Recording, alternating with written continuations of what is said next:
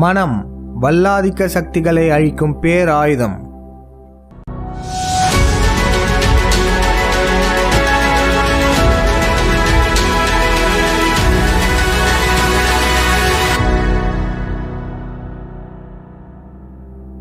நான் இப்போ உங்க எல்லாருக்கும் ஒரு கேள்வி கேட்குறேன். இரட்டை கோபுரங்கள் தகர்ப்பு ஒரு திட்டமிட்ட சதின்னு பல ஆதாரங்கள் இருந்தோம், ஏன் பெருமளவு மக்கள் அதை ஏற்க மறுக்கிறாங்க? சினிமாவில் வர கதாநாயகன் நடிக்கிறாருன்னு பலருக்கும் தெரிஞ்சும் ஏன் அந்த கதாநாயகனை கடவுளா பார்க்குறாங்க?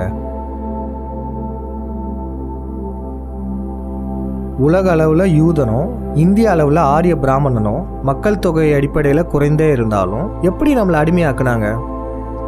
லா ஆஃப் அட்ராக்ஷன் என்னும் ஈர்ப்பு விதி பல சமயங்களில் நமக்கு வேலை செய்யாமல் போனதற்கு காரணம் என்ன? இது போல பல கேள்விகளுக்கான விடை மனிதனின் மனம். நம்மளோட சித்தர்கள் மனசுக்கு பெருமளவு முக்கியத்துவம் கொடுத்துருப்பாங்க. அவங்களுடைய மனதை தன் கட்டுப்பாட்டிற்குள் வைத்திருந்தனால தான் அவங்களால பல அறிவியல் கண்டுபிடிப்புகளை கண்டுபிடிக்க முடிஞ்சது. மனதை பற்றி சித்தர்கள் பல பாடல்களில் எழுதி வச்சிருக்காங்க. இது நமது நாட்டு உளவியல் அறிஞர்களான சித்தர்கள் பற்றிய தகவல்களுக்கான தரவுகள். மேலும் வெஸ்டர்ன் சைக்காலஜின்னு சொல்லப்படுற மேலை நாட்டு உளவியலில் மனசை பற்றி பல வரையறைகள் உள்ளது. ஆனால் மேலை நாட்டு உளவியலை முழுக்க யூதனே உருவாக்கியுள்ளோம். அதை நம்ம எப்பயும் மறந்துடக்கூடாது. மனசை பற்றி பலரும் பலவித கருத்துக்களை கூறுறாங்க. இதில் பல உண்மைகளும் இருக்குது, பல பொய்களும் இருக்குது. அதனால் நம்ம தர்க்க ரீதியாக எது சரியோ அதை நம்ம எடுத்துக்கலாம். மேலும் சிறு சிறு நடைமுறை பயிற்சி மூலம் நம்ம மனசை ஆராய உள்ளோம். இந்த விழியம் பல பகுதிகளாக தொகுக்கப்பட்டுள்ளது. மனதை எவ்வாறு உணர்வது, மனதில் தன்மைகள் என்ன, வல்லாதிக்க சக்திகள் நம் மனதை எவ்வாறு நமக்கு எதிராக பயன்படுத்துகின்றன, நாம் எவ்வாறு நம் மனதை வல்லாதிக்க சக்திகளுக்கு எதிரான ஆயுதமாக பயன்படுத்த இருக்கிறோம் என்று பல பகுதிகளாக இந்த விழியம் பிரிக்கப்பட்டுள்ளது. இந்த பகுதியில் மனசை எப்படி உணர்றதுன்றதை நம்ம பார்க்க போறோம். முதல்ல நாம் வேறு நம் மனசு வேறு அப்படின்ற புரிதல் இருந்தாதான் நம்ம மனசை பற்றி நல்லா முழுமையாக நம்மளால் தெரிஞ்சுக்க முடியும்.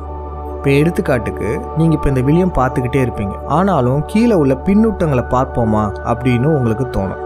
அடுத்த விழியம் என்னன்னு பார்ப்போமா அப்படின்னு உங்களுக்கு பல கவன சிதறல்கள் ஏற்படும்.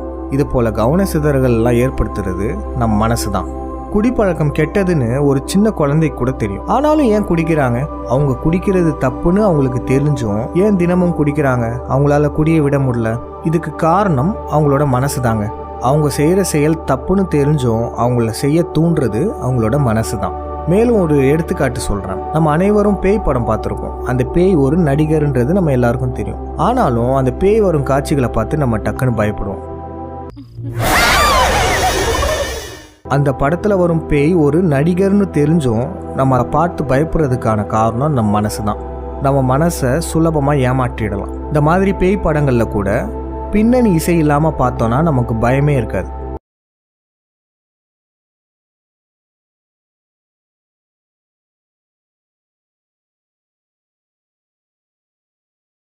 இந்த எடுத்துக்காட்டுல இருந்தும் நம்ம நல்லாவே தெரிஞ்சுக்கலாம் நம்ம வேற, நம்ம மனசு வேறன்னு. கடைசியா ஒரு சிறு பயிற்சி சொல்றேன், அது எல்லாரும் செஞ்சு பாருங்க. எல்லாரும் இந்த விழியத்தை பார்த்து முடிச்சதுக்கப்புறம் உங்க கைபேசியோட அலாரம் கிளாக் என்னும் அலறும் மணியை 20 நிமிடத்துக்கு வச்சுக்கோங்க. இந்த 20 நிமிடத்துக்கு நீங்கள் எந்த ஒரு செயலும் செய்யக்கூடாது. அமைதியாக கண்ணை மூடி உக்காந்துக்கணும். இப்படி நீங்கள் அமைதியாக உட்காந்துட்டு இருக்கும்போது நம்மளோட மனமானது பல எண்ணங்களை உருவாக்கும். அப்படி அந்த எண்ணங்கள் மூலம் நம்மளை திசை திருப்ப முயற்சி செய்யும். ஒரு சிலரால் 10 நிமிடம் கூட அமைதியாக உட்கார முடியாது. அவரவர் மன கட்டுப்பாட்டை பொறுத்தே, அதாவது மன வலிமையை பொறுத்தே நேரங்கள் மாறுபடும். இந்த ஒரு சிறு பயிற்சியை முடித்த பின்பு நம்ம எல்லாருக்கும் தெரிய வரும், நாம வேற, நம்ம மனசு வேற. நம்ம 20 நிமிடம் அமைதியாக உட்கார நினைச்சாலும் கூட நம்ம மனமானது நம்ம உட்கார விடாது. நாம் வேறு, நம் மனசு வேறுன்ற இந்த அடிப்படை புரிதல் இருந்தால்தான் அடுத்தடுத்த விடயங்கள் புரிய வரும். உலக வல்லாதிக்க சக்திகளான இலுமினாட்டிகள் எவ்வாறு நம் மனதை கட்டுப்படுத்தி வருகின்றன, நம்மளுடைய அறியாமையால நம்ம எவ்வாறு அவர்களின் கட்டுப்பாட்டில் செல்றோம், நம்ம மனசை எவ்வாறு அவர்களை அளிக்கும் ஒரு பேராயுதமாக மாற்ற முடியும் என்பதையெல்லாம் நம்ம அடுத்தடுத்த விழியங்களில் பார்க்கலாம். இந்த விழியத்தை உங்கள் நண்பர்கள் மற்றும் உறவினர்களுக்கு அனுப்பி அனைவரும் விழிப்புணர்வு அடையுமாறு கேட்டுக்கொள்கிறோம். நன்றி, வணக்கம். மனசை பற்றி உங்களுக்கு ஏதாச்சும் கேள்விகளும் சந்தேகங்களும் இருந்தால் இந்த விழியத்தோட பின்னூட்டத்தில் நீங்கள் பதிவிடலாம். சிறந்த ஆக்கப்பூர்வமான கேள்விகளுக்கான பதில்களை அடுத்தடுத்த விழியங்களில் வெளியிடுவோம். நன்றி, வணக்கம்.